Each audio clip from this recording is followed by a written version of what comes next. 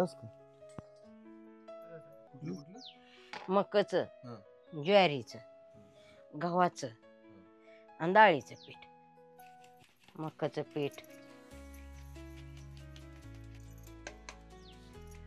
ज्वारीचं पीठ, ही गव्हाचं पीठ आणि डाळीचं पीठ.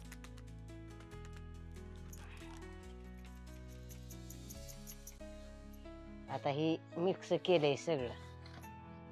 आता तिंबायचंय, मग धपाटी थापायची.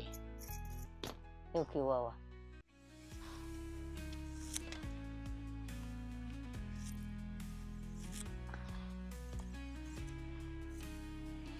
हे कांदा,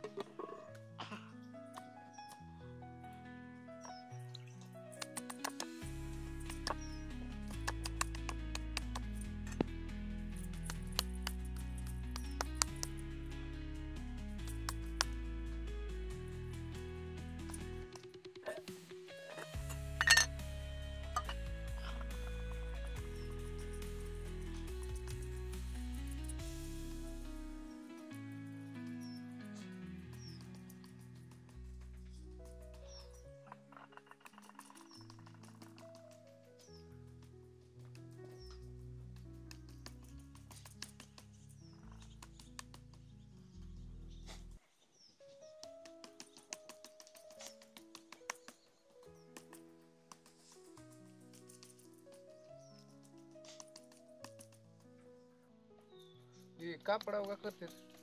हे निघते ती म्हणून कापडा टाकले का निघते ती तव्यात टाकायला. लाटून करत नाही. गाऱ्या लाटून करायची. ही धपाटी.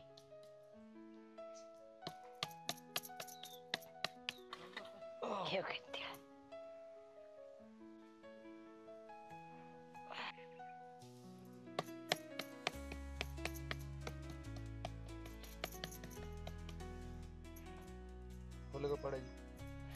फुलं आपलं पाडायची, हवा जाते म्हणून चांगली निघते ती, चिटकून बसत नाही ती.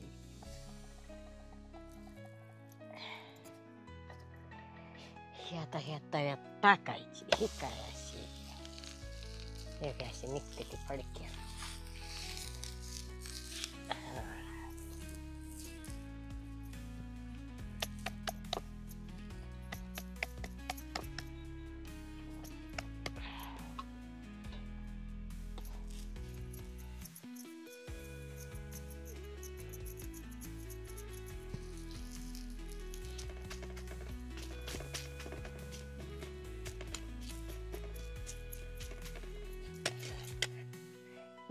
वारच लय सुटलंय आज.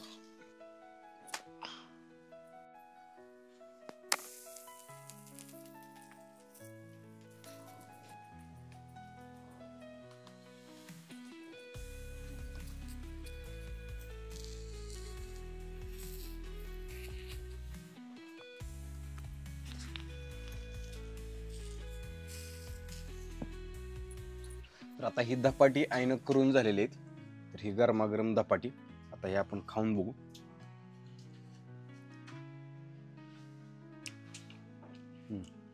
मस्त लागतं, एकदम एकदम मस्त लागतं. तरी धपाटी शरीरासाठी खूप चांगली असते ती. त्याचं कारण असं की ह्यात बऱ्यापैकी तृणधान्य आणि कडधान्य असतात आणि बाकी काही जास्त नसतं. तृणधान्य आपल्या शरीरासाठी खूप पोषक असते ती, मग त्यात ज्वारी असेल, बाजरी असेल, नाचणी असेल, मका असेल, आणि कडधान्य पण आपल्या शरीरासाठी खूप पोषक असतात. तर कडधान्य आणि तृणधान्य मिळून मिश्र करून त्यांचे मिक्स करून त्याचं पीठ तयार केलं जातं आणि त्या पिठाची धपाटी केली जाते. आता आमच्या घरी जेवढी काही पिठं होती त्या पिठाचं मिळून हे धपाट आहे. मग आम्ही त्यात ज्वारीचं होतं, गव्हाचं होतं, मकाचं होतं आणि बेसन होतं, आपलं हरभऱ्याचं पीठ होतं. तर ह्या 4 पिठाचं मिळून हे धपाट आहे. तर हे धपाट खूप भारी लागते खायला आणि ह्यात खूप असे पोषक तत्व असतात. ह्यात कॅल्शियम असते, त्याचबरोबर प्रोटीन चांगलं असते, त्याचबरोबर जे काही विटॅमिन आहेत आपल्या शरीराला जे महत्त्वाचे असतात ते असतात आणि पचायला एकदम हलकं. तृणधान्य असल्यामुळे पचायला काही जड नाही.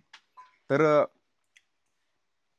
मला कमेंट करून सांगा अशी धपाटी तुम्ही कधी खाल्ली ती का, आणि आशा करतो जी काही मी असं व्हिडिओ करतोय ती तुम्हाला आवडत असतील. जर आवडत असतील तर माझ्या भटकताना यूट्यूब चॅनलला तुम्ही सबस्क्राईब करू शकता आणि भेटूया नंतर लवकरच अशाच व्हिडिओमध्ये. तोपर्यंत टाटा, बाय बाय, धन्यवाद.